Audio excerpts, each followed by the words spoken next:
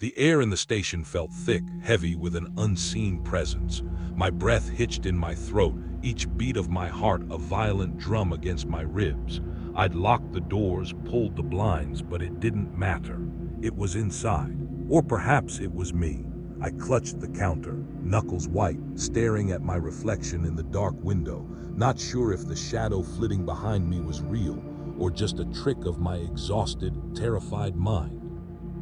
That's when the whispering started again, just at the edge of hearing, like dry leaves skittering across pavement, forming words I desperately didn't want to understand. But that was much, much later. It all started so mundanely, as these things often do. It was last summer, when I took the night shift at the old 24-hour gas station on the outskirts of town. The place wasn't fancy. It sat on a lonely stretch of highway, far enough from the city lights that the sky was usually a vast, inky canvas studded with impecilions of stars, and close enough to a forgotten back road that you occasionally got folks who looked like they'd taken a wrong turn out of a different century. The building itself was a relic, squat and utilitarian, its fluorescent lights humming a perpetual, weary tune that echoed in the quiet hours. My job was simple: pump gas for the few late-night truckers who still preferred full service, restock the shelves with lukewarm energy drinks and stale chips, clean the public restrooms, and count the till. It was monotonous, predictable work, and that was precisely why I liked it. After a particularly rough year, the quiet, solitary rhythm of the night gave me a strange kind of peace. Most nights, nothing happened. A few drowsy drivers, maybe an insomniac looking for a snack, occasionally a lost soul asking for directions to a town that hadn't existed in decades. The biggest excitement was usually a broken credit card machine or the occasional spill of a cherry Slurpee. I'd sit behind the counter, sipping cold coffee, the cheap house blend that tasted more like industrial cleaner than actual Java, listening to old podcasts, and watching the blurry security feeds that almost always showed nothing but an empty parking lot. My routine was a comfort, a shield against the chaos of the outside world. I knew every creak of the old building, every flicker of the lights, every shift in the wind outside. I used to think I knew what peace felt like. Then came that night. It was a Tuesday, late August, around 3 a.m. The air was unusually still, heavy with the oppressive weight of summer humidity. Not a single car had passed for the better part of an hour, and I was just about to start wiping down the slushy machine, humming off-key to a forgotten 90s pop song, when an old, battered sedan pulled into the lot. It was an indistinct color, faded by years of sun and neglect, and moved with a sluggish, almost unwilling grace. Everything about it screamed forgotten, and yet, as it idled under the yellow glow of the pump lights, I felt a prickle of unease. It wasn't a sense of danger, not yet, but something out of place. This wasn't a trucker, and it wasn't a lost tourist. The driver emerged, and my unease solidified into something distinctly unsettling. He wasn't particularly tall or imposing, but his presence was heavy, almost suffocating.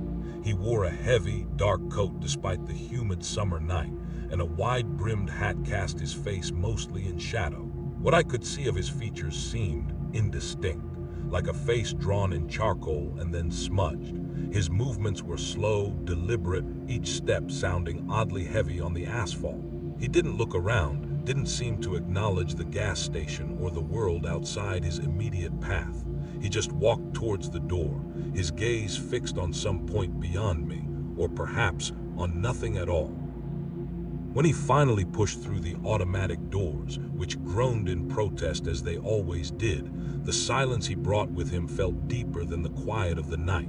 It felt like a vacuum. He walked straight to the counter, didn't glance at the rows of candy, the magazine rack, or the coffee machine. His voice, when it came, was a low murmur, dry and raspy, like gravel grinding underfoot. "Fill up regular, please." And a pack of Pall Malls. No hello, no thank you, just the request, flat and emotionless. I tried to meet his eyes, but they were hidden beneath the brim of his hat, two dark voids beneath the shadow. I felt an inexplicable chill, despite the heat of the night. It was the kind of feeling you get when you're walking home alone and suddenly feel watched, though there's nobody there. Just instinct, a primal flicker of warning. I fumbled with the pump activation, my fingers feeling clumsy. This was part of the night shift reports you sometimes hear about, the weird encounters, but this felt different. As I processed his cigarette order, he shifted, and his gaze finally seemed to land on the small sign above the aisle, pointing towards the restrooms. "Your bathroom," he rasped, his voice barely audible.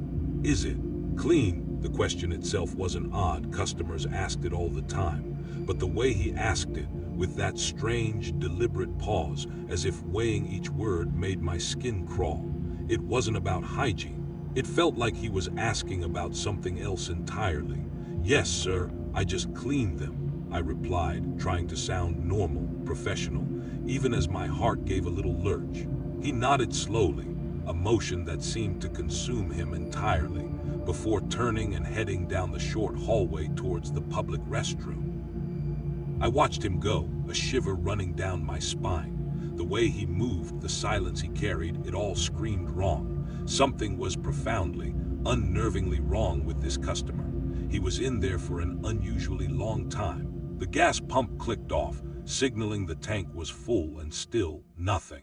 I could hear the faint sounds of the old station, the refrigeration unit humming, the distant buzz of an insect against the exterior lights, but nothing from the bathroom. No flush, no running water, not even the creak of the door, just a void of sound. I started to wonder if he'd just disappeared, or perhaps he'd fallen ill. My mind, tired from the late hour, started concocting all sorts of scenarios, each one more ridiculous than the last. Was I just tired, overthinking, or was there genuinely something off about this encounter? The isolation of the night shift can sometimes play tricks on your mind, turning mundane into sinister. But this wasn't just my imagination, I told myself. This was different. He finally emerged, almost 20 minutes later. He looked exactly the same, coat, hat, shadowed face, but the air around him felt even heavier, colder somehow. He walked back to the counter, paid his bill in cash, no change, and walked out without another word. The automatic doors were shut behind him, leaving me in the sudden, palpable quiet. He didn't even get back into his car immediately. He just stood by the pump for a moment, head tilted slightly, as if listening to something, before he finally got in and drove away into the oppressive darkness. I stood there rooted for a long moment, feeling a distinct chill settle over the hot, humid air. It was a coldness that had nothing to do with the weather. My gaze drifted to the corridor leading to the bathroom. I knew, with a certainty that made my stomach clench, that I had to check it. Something had happened in there. The silence after he left was jarring, a physical weight that pressed in on me. The hum of the fluorescent lights, usually a soft background drone, now seemed piercingly loud. My heart was still hammering, an erratic drum solo against my ribs. I tried to shake off the lingering unease, telling myself it was just a strange customer, a little sleep deprivation, nothing more. But the image of his shadowed face, his deliberate, heavy movements, and that unnervingly quiet 20 minutes in the bathroom wouldn't leave me. My gaze kept returning to the hallway, drawn by an invisible thread. I had to clean the restroom anyway before my shift ended in a few hours, so there was no avoiding it. Still, I procrastinated, busying myself with tidying the chip racks, wiping down the coffee machine, anything to delay. Each mundane task felt like a futile attempt to scrub away the strange residue of his presence. This was far from the usual night shift reports of prank calls or petty theft. Finally, with a sigh that felt more like a shudder, I grabbed my cleaning supplies, a bottle of industrial-strength cleaner, a roll of paper towels, and a pair of worn rubber gloves, and made my way down the short corridor. The hallway was always dim, slightly cooler than the main store, and in the aftermath of his visit it felt almost frigid. A shiver traced its way up my spine. The men's bathroom door, a heavy, chipped slab of painted wood, was slightly ajar. I pushed it open slowly, expecting the usual stale air and perhaps a stray splash on the floor. What hit me first was not an odor, but a profound, almost suffocating stillness. It felt colder in here than in the hallway, an unnatural chill that made goosebumps erupt on my arms. The bathroom was small, a single stall, a sink, and a mirror. My eyes immediately scanned the room. Everything appeared normal. The toilet was flushed, the sink was dry, no mess on the floor. I let out a breath I hadn't realized I was holding. See, nothing, just my overactive imagination. I was about to turn and leave to continue my routine when something on the small, chipped ceramic shelf above the sink caught my eye. It was small, no bigger than a matchbox, almost hidden behind the automatic soap dispenser. Something had been left behind. It wasn't a wallet or keys or a phone, the usual forgotten items. This was different. It was a small, intricately carved wooden box, dark, almost black wood, with fine, swirling patterns etched into its surface. It looked old, ancient even, not something you'd expect a transient customer to be carrying, let alone accidentally leave behind in a gas station bathroom. It didn't look like anything I recognized, not from any culture I was familiar with. It had no clasp, no hinge, no obvious way to open it. It was just a solid, seamless cube, maybe 2 inches on each side, its dark surface absorbing the dim light from the single fluorescent bulb above. My first instinct was curiosity. What was it? Perhaps a child's toy or a decorative curio. But the feeling of unease that had settled over me earlier returned with a vengeance, tightening its grip on my stomach. I hesitated. My rational mind told me to simply pick it up, put it in the lost and found box behind the counter, and forget about it.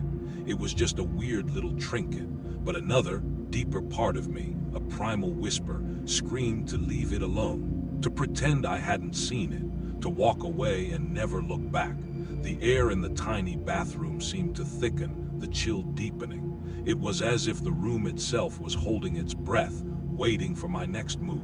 This particular object felt significant, like it had been deliberately placed there, not accidentally forgotten. It was a detail I couldn't shake, a tiny, almost imperceptible shift in the fabric of normalcy.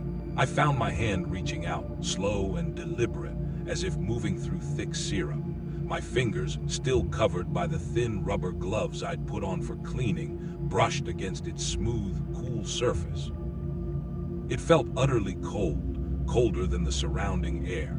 Despite the material being wood, it felt like cold stone. A strange sensation pulsed through my fingertips the moment I touched the box. Not pain, not heat, but a deep, resonant thrum, like a low-frequency vibration that resonated not just in my hand, but deep within my bones.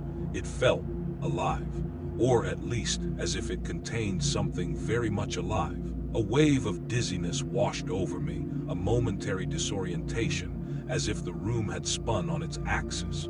I recoiled my hand instinctively, pulling it back as if burned, though there was no heat. The dizziness passed, leaving behind a subtle, lingering tremor in my hand and a metallic taste in my mouth. I stared at the box, then at my hand, then back at the box.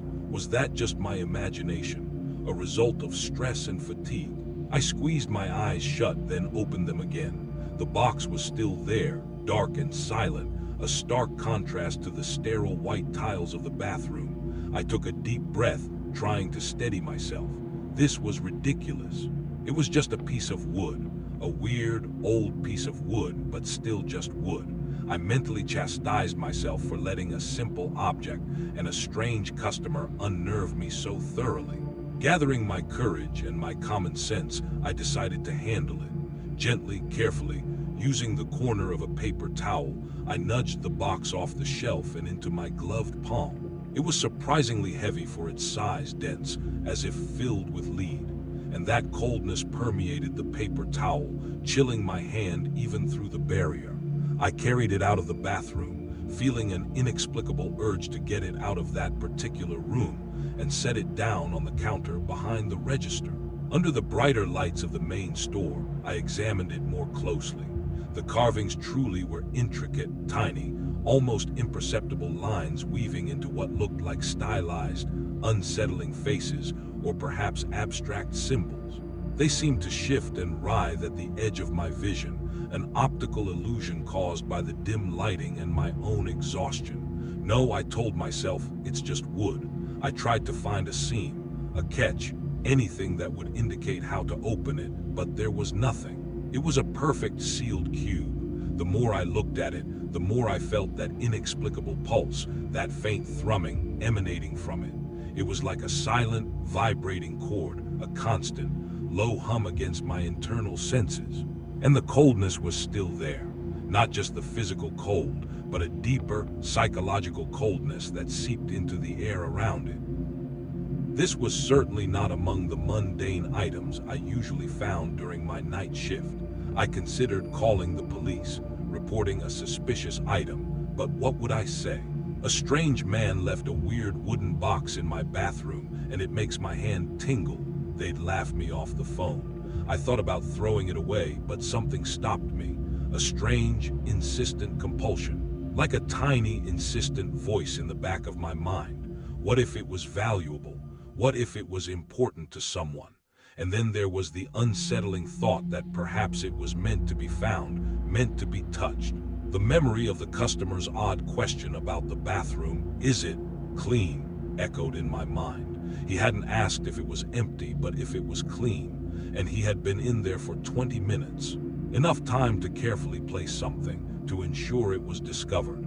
I ended up placing the box in the small, rarely used safe beneath the counter, ostensibly for safekeeping until it could be claimed. As I locked it away, the chill in the air seemed to dissipate somewhat, a small relief, but the lingering tremor in my hand and the faint, almost ghostly echo of that low thrum remained. I tried to focus on my remaining tasks, but my mind kept drifting back to the dark wooden cube hidden away in the safe. Each shadow in the corners of the store seemed deeper, each creak of the old building louder. The familiar comfort of my predictable night shift had been shattered. I felt exposed, vulnerable, as if something fundamental had shifted. I had touched it. I shouldn't have touched it. And a part of me, a small, terrified part, knew that whatever was in that box, whatever was attached to that box, was no longer just in the bathroom. It was here, with me. The rest of that shift passed in a blur of escalating paranoia. Every shadow seemed to deepen, every creak and groan of the old building amplified into something sinister.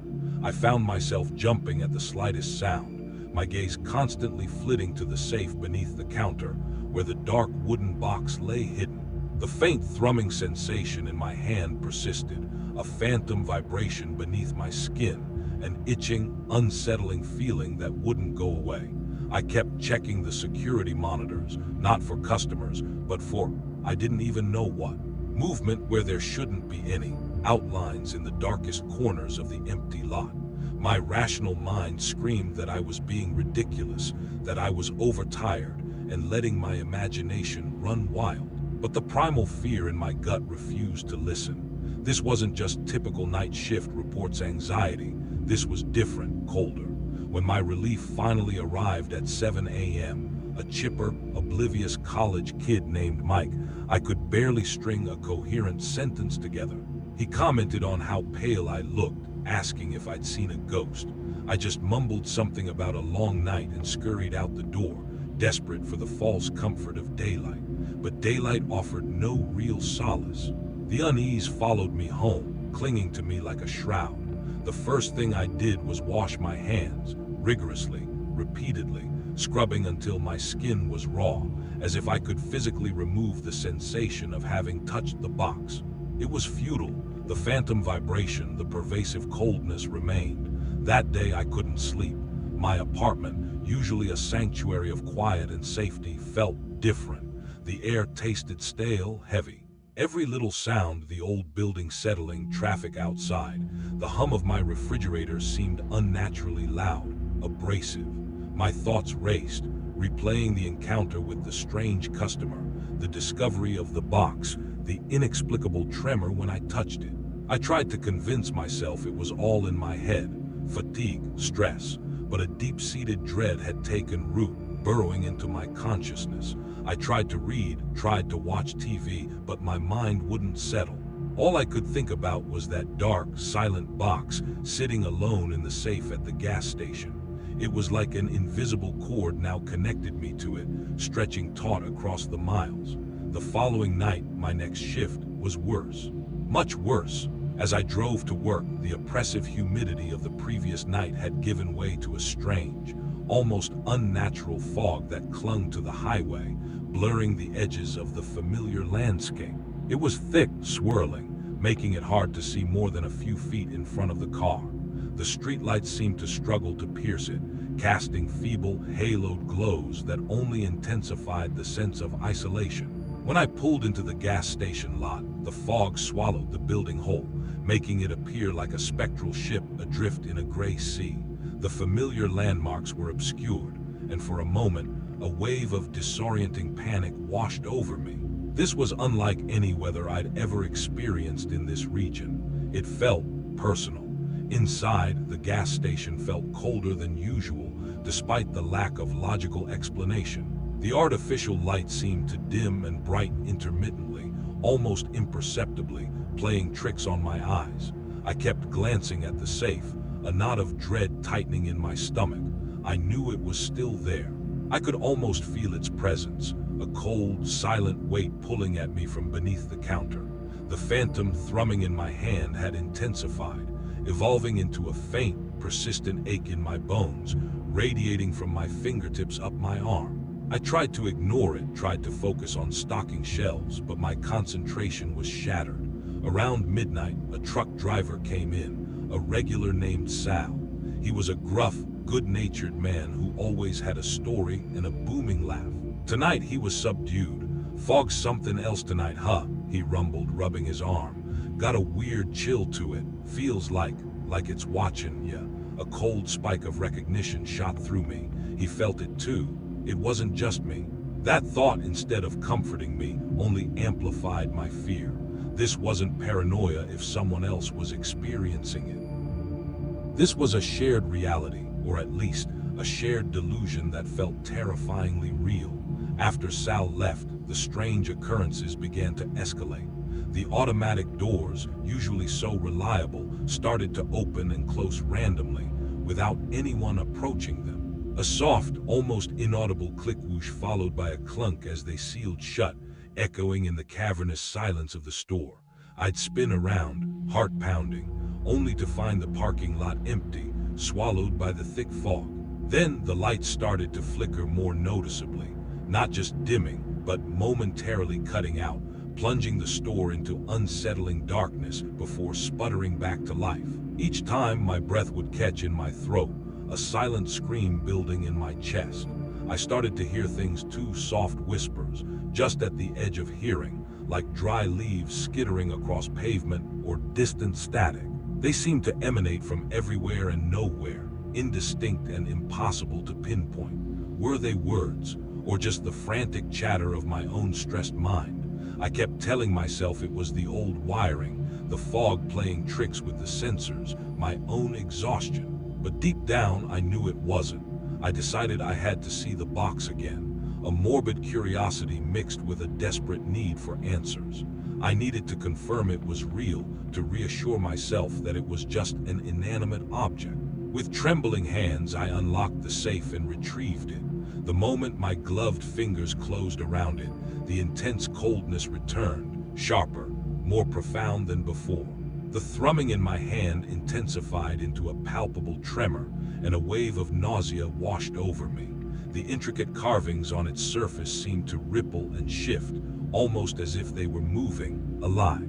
Or was that just the dim, flickering lights? I squeezed my eyes shut, then opened them. The patterns were still there, static, unsettling. It was a perfect, dark cube. As I held it, a strange, overwhelming sense of grief washed over me, not my own, but a profound, ancient sorrow that felt alien and suffocating. It was fleeting, like a ghost sigh, but it left an indelible impression, a chilling imprint on my psyche. This wasn't just a physical sensation anymore. It was an emotional one. I couldn't explain it, couldn't rationalize it. It was as if the box was broadcasting an emotion, a powerful, oppressive wave of despair. I quickly placed it back in the safe, locking it away again, my hands shaking so violently I almost dropped the key. The whispers continued throughout the night, growing subtly louder, more persistent. They seemed to weave themselves into the hum of the refrigerators, the distant drone of the highway. I could almost discern words, sometimes my name, sometimes phrases that made no sense, like hollow out or cold sun. It was pure psychological torture. I felt my sanity fraying, the edges of my perception blurring. Was I going mad, or was something truly happening? The ambiguity was the worst part, the constant doubt gnawing at my mind. The lack of a clear, definable threat made it impossible to fight, impossible to defend against. This was a customer exchange that had gone terribly, horrifyingly wrong, leaving me with a relic of pure dread. I vividly remember one moment, standing by the coffee machine, trying to make another cup of my terrible brew, when the entire store went dark. The fluorescent lights died, the refrigeration units fell silent, and even the distant hum of the pump stopped. Utter, complete darkness, broken only by the feeble glow of the emergency exit signs.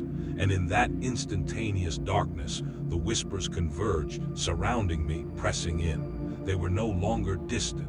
They were right next to my ear, a cacophony of dry, rustling voices, speaking in a language I didn't recognize, yet somehow felt deeply, instinctively afraid of.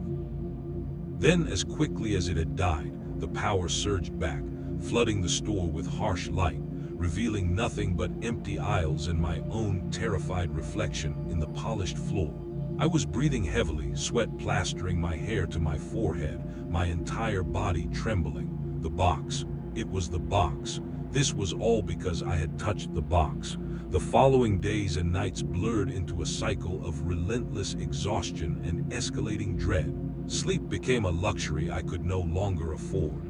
Every time I closed my eyes, the whispers would intensify, becoming vivid auditory hallucinations that dragged me into waking nightmares. My apartment, once a haven, now felt like a cage, every shadow a potential hiding place for something unseen. I constantly checked locks, peered through peepholes, convinced that whatever entity was linked to the box was now aware of me, was pursuing me. My normal, predictable life had completely disintegrated, replaced by a constant, gnawing fear that permeated every waking moment. This wasn't just a bad case of insomnia. This was something actively chipping away at my sense of reality. The physical symptoms worsened too. The phantom thrumming in my hand was now a constant, low vibration that sometimes felt like my bones were vibrating from the inside. The coldness wasn't just in my hand anymore. It seemed to emanate from my core, making me shiver even under heavy blankets. I lost my appetite, food tasting like ash in my mouth. My reflection in the mirror showed a gaunt, pale face with haunted eyes circled by perpetual dark shadows. I looked like a ghost myself, a walking embodiment of dread. The night shift reports I used to hear about strange encounters now felt like lullabies compared to my current reality. I knew I needed to do something, anything, to understand what was happening. This wasn't normal. This wasn't just stress. The fear was too specific, too pervasive. I started discreetly searching online during my minimal downtime at the station, careful to delete my browsing history. I searched for strange wooden boxes, ancient carvings, unexplained phenomena, psychological symptoms of unseen contact. The internet, a vast ocean of information and misinformation, offered little comfort. Most results were either elaborate hoaxes, fictional horror stories, or pseudoscientific ramblings. But one evening, buried deep within a forgotten forum dedicated to obscure folklore and cursed objects, I found something that made my blood run cold. It was a thread inactive for years titled The Whispering Cube. The original post described an object eerily similar to the one I had found. A small, dark, seamlessly carved wooden box, cold to the touch, with intricate, swirling patterns that seemed to shift and writhe. The poster detailed similar experiences, escalating paranoia, auditory hallucinations, unexplained cold spots, and a profound sense of dread. They called it a vessel, a conduit for something ancient and malicious, an entity that fed on fear and sanity. The thread quickly devolved into skepticism and dismissals, but one particular reply, from a user who claimed to have encountered one of these objects before, stood out. This user, writing with a chillingly calm authority, explained that these objects were not meant to be opened, but handled. They were designed to attach to a host, slowly siphoning their energy, their will, their very essence, using fear and doubt as their primary sustenance. The entity within, or connected to, the box would gradually erode the host's perception of reality, isolating them, making them question their own sanity until they were completely vulnerable. The user warned that the only way to sever the connection was to return the box to where it was found, untouched, if possible. But once touched, the connection was established, and the entity would rarely let go. It was all there, laid out in chilling detail, every symptom, every terrifying escalation, echoing my own experiences with horrifying precision. The idea that this wasn't just a randomly found object, but a vessel deliberately placed, specifically for someone to touch, sent a fresh wave of panic through me. The customer's question about the bathroom, "Is it clean?" suddenly gained a terrifying new layer of meaning. He wasn't asking if it was sterile, he was asking if it was ready. Ready for his offering, ready for me. He hadn't forgotten it. He had left it for me. A cold, dreadful certainty settled in my bones. I was chosen. I knew then that I couldn't keep the box. The thought of it sitting in the safe, growing stronger, feeding off my terror, was unbearable. I had to get rid of it, but the forum post had offered a grim warning. Simply discarding it wouldn't work. The entity was attached to the object, but also to me. Disposing of the box without severing the connection would only infuriate it, making it cling more fiercely, amplifying its psychological assaults. And there was no clear instruction on how to sever the connection once it was made. Desperation drove me to a local library, far from the gas station, during daylight hours. I scoured obscure texts on parapsychology, ancient curses, and forgotten rituals. I found snippets of information, vague references to thought forms and psychic parasites that could be bound to objects. One particularly unsettling book, a faded, brittle tome on regional folklore from the early 20th century, spoke of shadow binders, entities that could attach to individuals through specific conduits, objects meant to be found and handled. They were said to feed on fear, remorse, and despair, growing in power until the victim's mind shattered. The descriptions of their manifestations were chilling. Whispers, cold spots, flickering lights, the feeling of being watched, and the constant erosion of sanity. Every single detail matched my experience. This was no longer ambiguity. This was horrifying validation. The book mentioned a specific method for temporary respite, a way to quiet the binder, though never truly remove it. A ritual of purification and separation, involving specific herbs and a symbolic burning. It was vague, steeped in metaphor, and sounded utterly insane, but at this point, I was willing to try anything. The alternative was a slow descent into madness, alone in my apartment, haunted by an invisible tormentor. I felt a surge of adrenaline, a desperate hope. This was a path, however faint, however steeped in the bizarre. This was a direct instruction to combat the psychological horror. One night, the entity's presence became almost physical. I was behind the counter, trying to tally the day's night shift reports, feeling the usual coldness radiating from me, the whispers a constant drone in my ears. Suddenly, the entire store momentarily went silent. No hum of the refrigerators, no distant traffic, not even the buzz of the lights, just a profound, chilling silence. And then, a sound directly behind me. A long, drawn-out sigh, like a breath taken by something impossibly large and ancient. It wasn't air, it was a displacement, a ripple in the very fabric of the atmosphere. The hairs on the back of my neck stood on end. I froze, my blood turned to ice. I didn't dare turn around. I knew with a terrible certainty that something was standing right there, inches from me. its presence radiating an unbearable cold and a suffocating despair. My hand instinctively went to the safe, gripping the cold metal, feeling the faint, insidious thrum of the box through the layers of steel. It was pulling at me, urging me to open it, to unleash it. Or maybe it was just my own terror manifesting. I stood there for what felt like an eternity, rigid with fear, until the silence finally broke, the mundane sounds of the gas station slowly returning, as if the world had taken a collective breath and exhaled.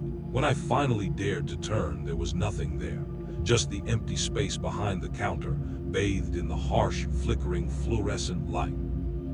But the air was still heavy with a lingering cold, and the image of that dark, unplaceable customer, his shadowed face, flashed in my mind. He hadn't just left an object in the bathroom. He had initiated a terrifying, relentless siege on my sanity.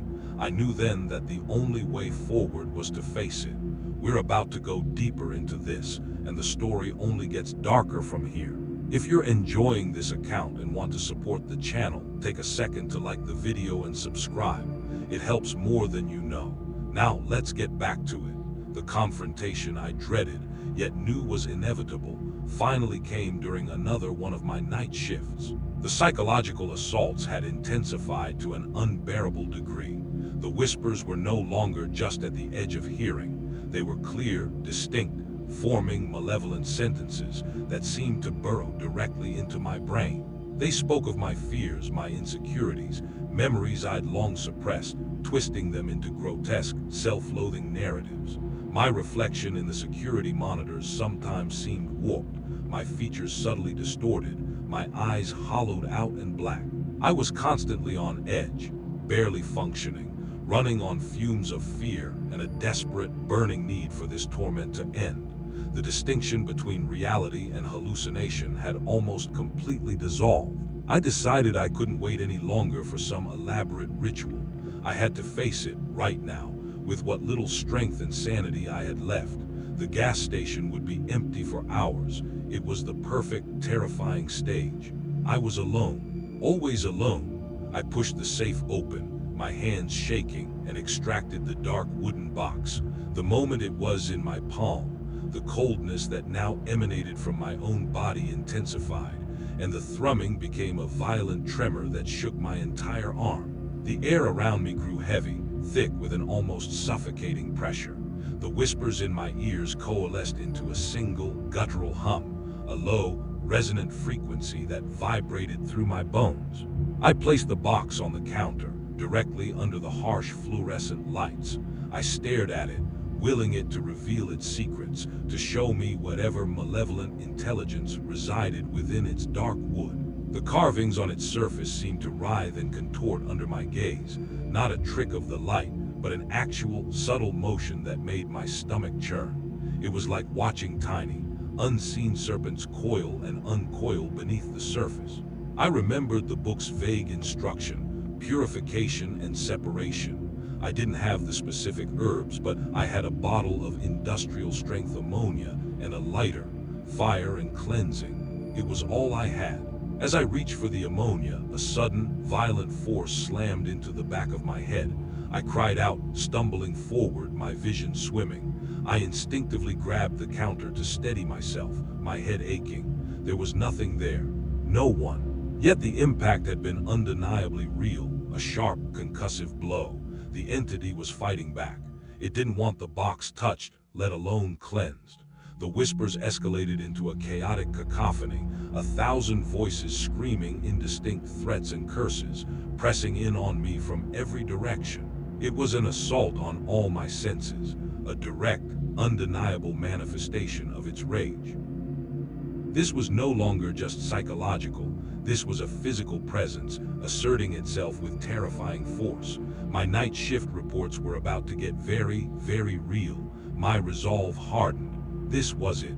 Fight or succumb. I grabbed the ammonia, my hands still trembling, and splashed a generous amount onto the wooden box. The moment the liquid touched the dark wood, a sound erupted from the box itself, a high-pitched, almost human shriek, raw with agony and fury. It was sickening, piercing, making my ears ring. The box seemed to vibrate violently, almost bouncing on the counter. The carvings pulsed with a dim, reddish glow, like embers deep within. The air in the store turned instantly frigid, so cold that my breath plumed in front of me.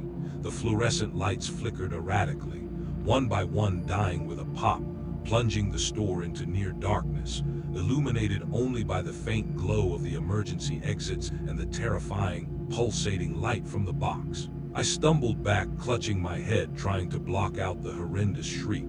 It was an auditory assault, designed to shatter my composure, to make me drop my efforts. But I couldn't. I wouldn't. This thing had taken too much from me.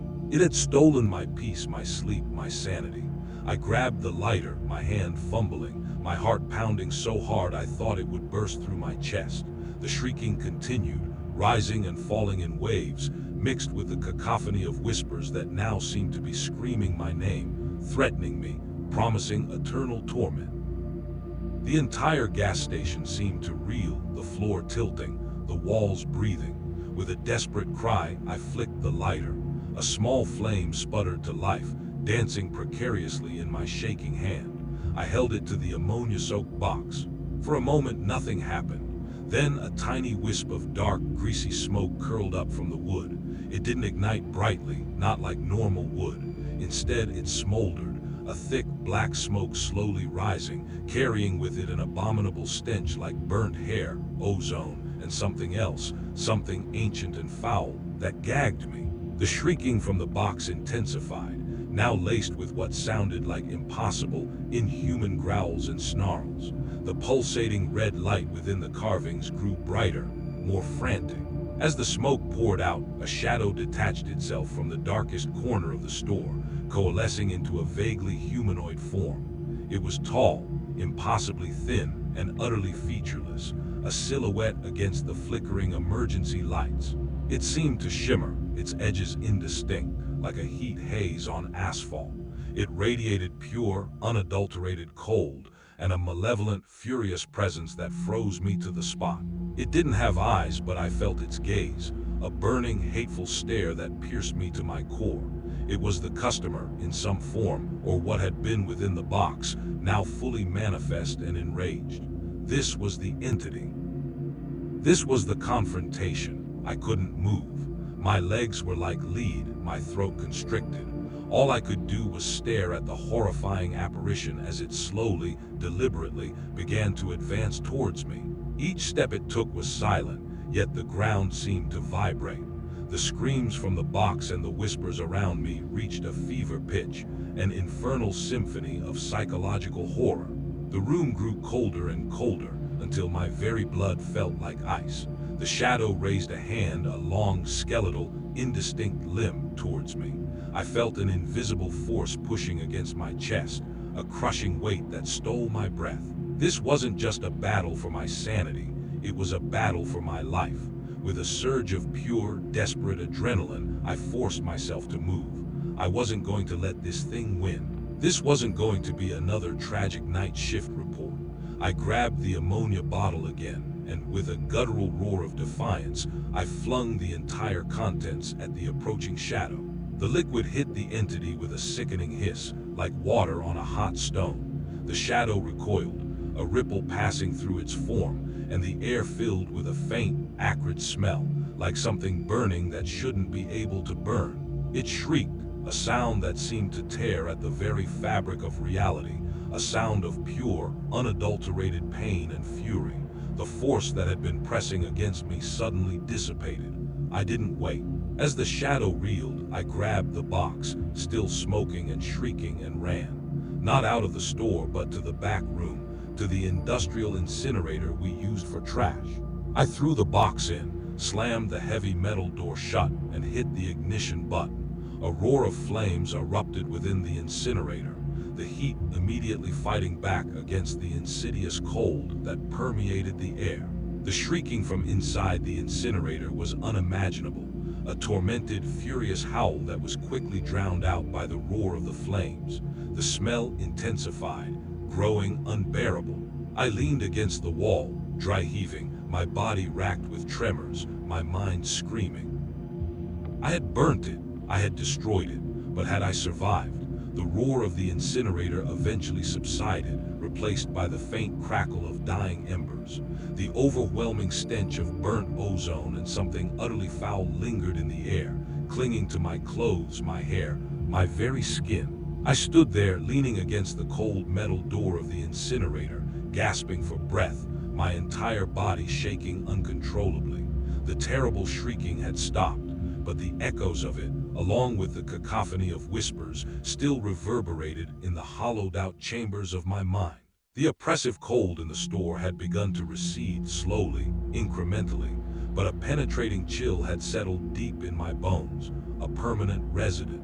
I stumbled back into the main area of the gas station, the flickering emergency lights casting long, dancing shadows that seemed to mock my shattered nerves. The store was a mess. Shelves had toppled, scattering products across the floor. The security monitors were dark, dead.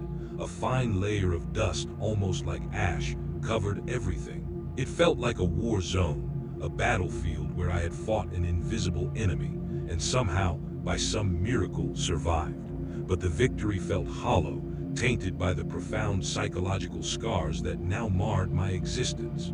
This wasn't just a bad shift. This was the end of normalcy. My night shift reports would never be the same. In the aftermath, explaining the damage to the police and my boss was a nightmarish ordeal. I fabricated a story about a malfunction, a sudden power surge that caused an explosion in the back and triggered a cascade of electrical failures. They were skeptical, of course, noting the strange smell and the specific nature of the damage, but without any physical evidence of an intruder. And with my seemingly genuine state of shock and distress, they eventually accepted it as an unfortunate, if unusual, incident. I filled out countless night shift reports, each one feeling like a lie, a betrayal of the terrifying truth. I never mentioned the dark wooden box. I never mentioned the customer. I never mentioned the shadow. Who would have believed me? I barely believed it myself. I quit that job a week later. I couldn't bear to be in that gas station, especially at night. Every shadow held a memory. Every creak of the old building brought back the whispers. The faint, almost imperceptible scent of that abominable burning lingered, a phantom odor that only I seemed to perceive. Even when I drove past it during the day, I felt a deep, debilitating anxiety, a cold dread that squeezed my heart. The memory of the customer, his shadowed face, his strange question about the bathroom was permanently seared into my mind. I still have nightmares about it, vivid, terrifying replays of the confrontation, but also of the mundane moments leading up to it, when I was blissfully unaware of the horror that awaited me. The immediate, tangible threats were gone, yes. The direct, physical assault from the entity ceased, but the true horror, as I quickly learned, wasn't in the confrontation. It was in the lasting aftermath, the psychological wreckage it left behind. The constant coldness in my core never fully dissipated. I live in a perpetual state of being subtly, uncomfortably chilled, even in the warmest environments. It's a reminder, a constant, chilling echo of what I endured. The phantom thrumming in my hand, though no longer violent, occasionally returns, a faint, almost subliminal vibration that runs through my bones, serving as a terrifying reminder of what I touched. It's like a brand, a permanent mark that only I can feel. The whispers, too, never truly went away. They are fainter now, mere whispers of whispers, easily mistaken for the rustle of leaves outside my window, the hum of distant traffic, or the murmur of voices from a TV in another apartment. But I know them. I know their insidious cadence, their ability to twist mundane sounds into something sinister. I often catch myself straining to hear them, to decipher some hidden message, caught in a perverse game of cat and mouse with a ghost that lives only in my head. They're a constant undercurrent, a subtle threat that keeps me on edge, perpetually vigilant. My perception of noise, of silence, has been irrevocably altered. My sense of security is shattered beyond repair. I check every lock multiple times, peer out windows, constantly scan my surroundings, convinced that something is still out there, watching, waiting. Every shadow seems deeper, Every unexpected sound makes me jump. I sleep with a light on, something I never did before. The darkness now an invitation for the unseen. The world, once a predictable, manageable place, is now imbued with a pervasive sense of dread, a fragile veil over an abyssal unknown. I walk through life with a constant, low-level anxiety, waiting for the next inexplicable thing to happen, for the subtle signs that it's returning. I can't shake the feeling that I didn't truly destroy it, merely banished it from that specific location, from that specific object. I tried therapy briefly. The therapist listened patiently as I described my stress, my anxiety, my insomnia, my vague fears of a traumatic work incident. I couldn't bring myself to tell her the truth. How could I? She would have thought I was delusional, psychotic. I would have put myself in a padded room. So I learned to live with it, to internalize the horror, to carry it with me like a secret, poisoned burden. It's a lonely existence, this life with a shattered mind, seeing the world through eyes that have witnessed the impossible. I'm a different person now, fundamentally changed by those few terrifying night shifts. Sometimes late at night, when the house is utterly silent and the shadows stretch long and deep, I catch a flicker of movement at the edge of my vision. A fleeting glimpse of something impossibly tall and thin, just beyond what my eyes can truly perceive. And a wave of that profound, ancient cold washes over me, chilling me to the bone. I never see it clearly, just an impression, a suggestion, but it's enough. It's always enough. Because I know it's still out there, and sometimes I wonder if it's still here with me, tethered by that one moment when I unwisely touched something I should have left alone. It's been years since that night, but the quiet of my new life is always underscored by a chilling symphony of what-ifs and lingering dread. The world outside keeps turning, oblivious to the profound, irreversible shift that occurred within me. People see a man who is perhaps a little too quiet, a little too watchful, bearing the invisible scars of some unspoken stress.